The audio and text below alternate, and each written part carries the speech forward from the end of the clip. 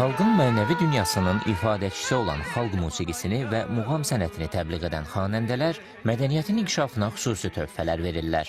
Azərbaycan operasının yaranması və bəstəkar yaradıcılığının genişlənməsi də məhz onların adı ilə bağlıdır. Xalq artisti, şərəf və şöhrət ordenli xanəndə Canəli Əkbərov da öz yaradıcılığı ilə musiqi mədəniyyəti xəzinəsini nadir sənət inciləri ilə zənginləşdirib.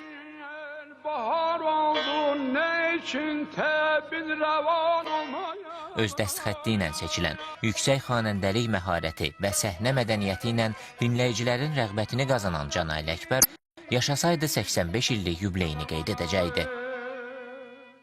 Canəli müəllim məndən tələbə yoldaşı olub. Uzun müddət bir yerdə çalışmışıq. Gözəl sənətkar, gözəl müəllim, tələbələr üstündə o çox çalışardı. Onlardan cəm birisini desəm bəs eləyər ki, muğam müsabiqəsi, birinci muğam müsabiqəsində 3-cü yerin qalibi, əməkdar artist Babək Niftəliyev Canəli müəllimi yetirməsi. Onların tələbələri bugünkü tədbirdə iştirak etdilər.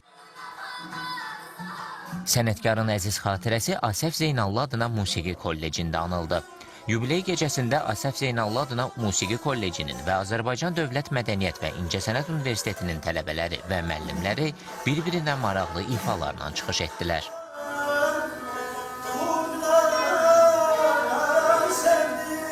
Muğama mükəmməl yiyələnmişdir və özünün 60 il muğama deməli, xidmət eləyərək heç vaxt muğamın bir notuna da xəlal gətirməmişdir. Həmişə istər el şənliklərində, istər konsert zallarında muğamları bütövlüyünü gözləmiş və doğru düzgün kökündə yerində oxumuşdur.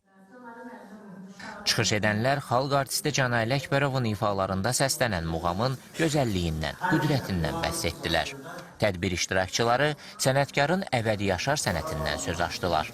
Canəli Əkbərov aramızda olmasa da, onun yaradıcılığı, ifaları musiqisevərlərin yaddaşında daim yaşayacaq.